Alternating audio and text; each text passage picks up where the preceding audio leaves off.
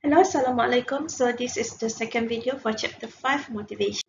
So let's continue our learning objective. Just now we looked in the first video, we look into the human resource model, McGregor theory X and theory Y, and also the need-based models for Maslow hierarchy of needs. Okay, so in this video, we're going to continue with two-factor model Herzberg two-factor model.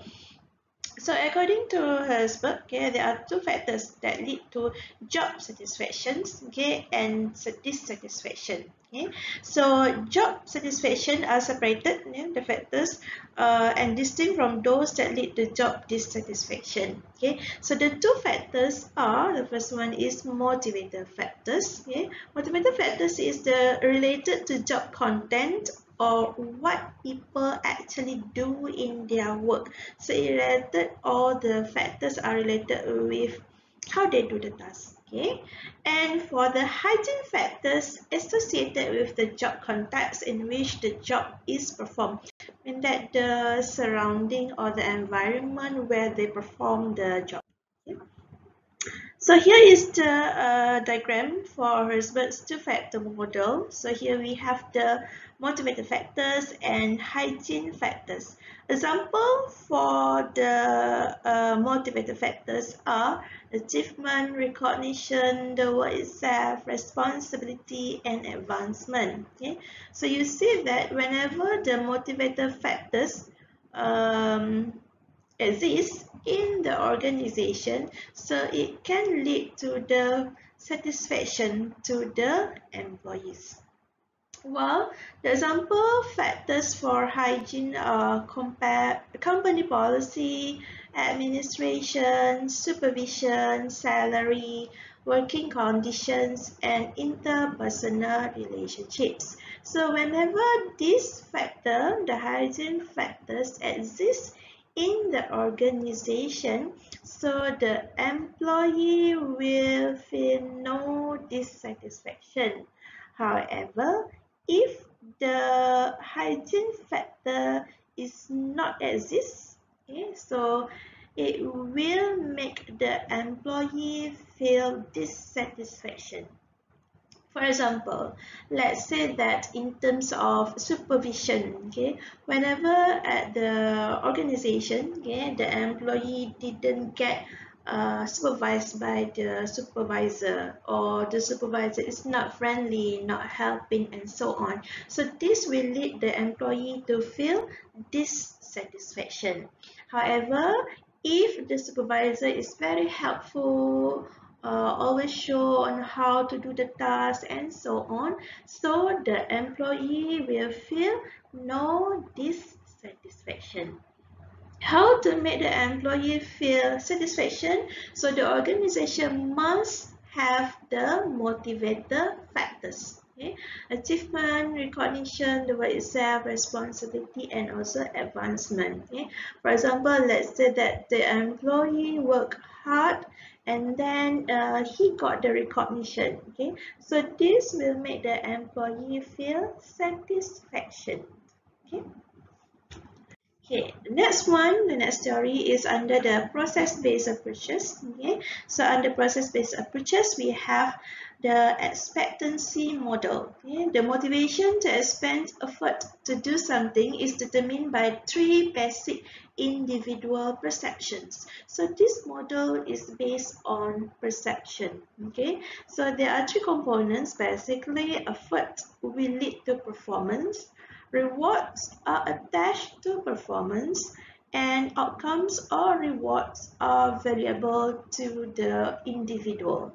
So let's see in detail the three components of the expectancy model. Okay, the first one is expectancy. Okay, the belief that a particular level of effort will lead or followed by a particular level of performance. Okay?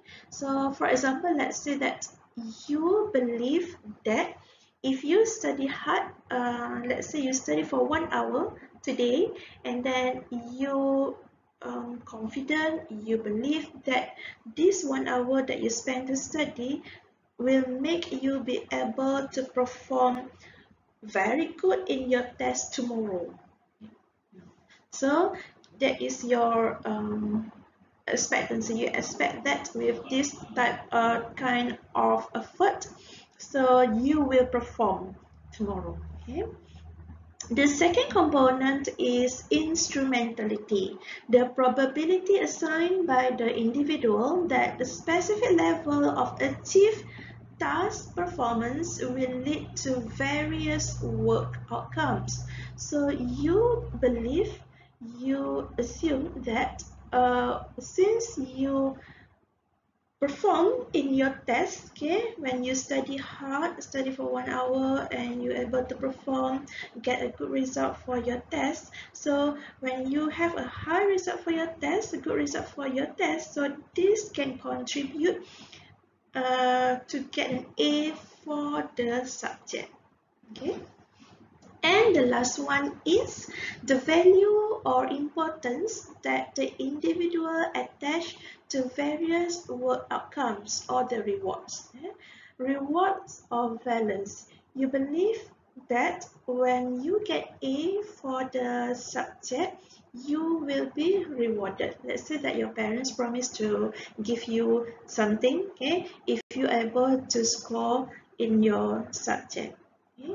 And the reward must be something that you really want. Okay? So this is the explanation, okay, for the expectancy theory. Okay? So effort, it will lead to the performance, okay? And performance is attached to the reward. And the reward must be something that the employee or the people value, or they really want the reward. Okay? So that when the reward is something that they want, so they will put their effort, okay, to perform so that they will get the reward. Okay. Okay, next we have the equity theory. Okay, so equity model focuses on an individual's feelings about how fairly he or she is treated in comparison with others. Okay, people have a perception of the ratio of their inputs compared to their own outcomes in a situation. Inputs here referring to the effort that you put in your work, so that outcomes or the results that you will get from the input. They also have a perception of the ratio of everyone else inputs to outcomes. Besides comparing with yourself, you see how much effort that you put for you to get rewarded. Okay, you also look into other people's effort and their outcomes. Okay, then each person compares his or her own ratio to that of everyone. Then after that, we compare ourselves with other people, because people like to compare themselves. So this is the equity theory, because we want to see whether is it the same between ourselves with other people, or is it fair or not fair. Okay.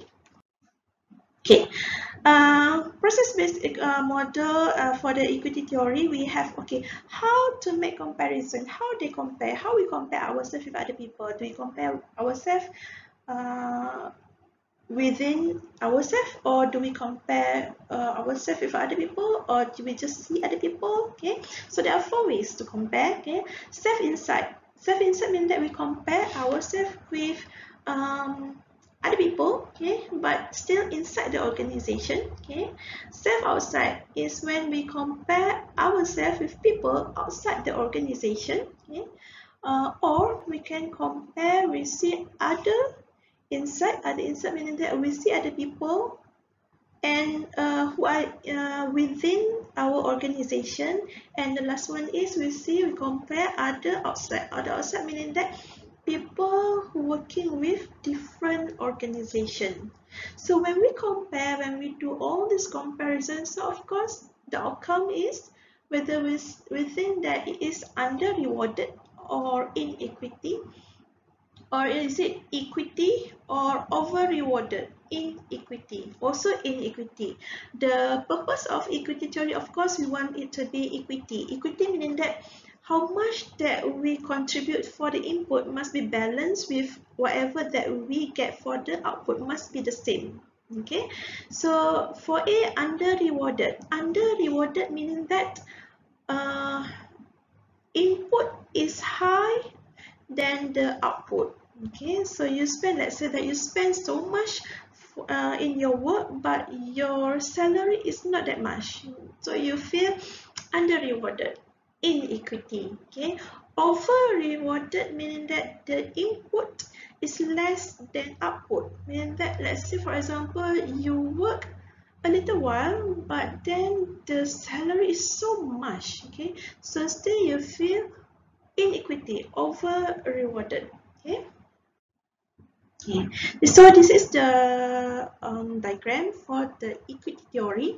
Individual with certain inputs receive the output. Okay, so your effort with the outcomes, and then you compare input-output ratio with others, and then you perceive inequity. When you perceive inequity, you are motivated to reduce perceived inequity so that you will have this new behavior or action, because our objective is that we want to have equity. So here, when you compare yourself with others and then you perceive equity, then there's no need to do anything because it's already in equity. Okay? Because the purpose of equity theory is that we want to feel that it is equity. Okay, the input ratio is parallel with the output ratio. How to maintain the equity? When we compare, we make the comparison when the result is inequity, whether it's under rewarded or over rewarded. So we want to make sure that it goes back to feel equity, balance between input and output. So what we need to do, the first one, there are 5 ways to maintain the equity. The first one is we can change the input. Okay, meaning that change your effort. Okay, if you feel that you are under rewarded, okay, meaning that you are paid less than your effort, than your task, so maybe you want to slow down, do it slowly, meaning that you reduce your task. Okay, change the output. Okay, change the output meaning that, okay, you try to, maybe you can ask for an increment for your salary. Okay, distort comparisons. Okay, distort comparison means that you try to think that logically, since, for example, since I'm doing a lot of work, yes, that's why I receive this much money. That's when you feel over rewarded. Okay, or maybe you can think that, okay, that person get much more salary than me because his profession is much more challenging. Okay, or you can change the comparison. If you want to feel good about yourself, feel equity, okay, you don't want to compare with those people who are more successful than you. Okay, try to compare yourself with those people who are not as successful as you, those who below you. Then when you see other people are less than you, maybe it will make yourself feel good. Okay, or if there's nothing that you can do to maintain the equity, maybe you can quit the job, find other job at other organization. So that's it for the second video. We're going to continue the rest of the objective in the third video.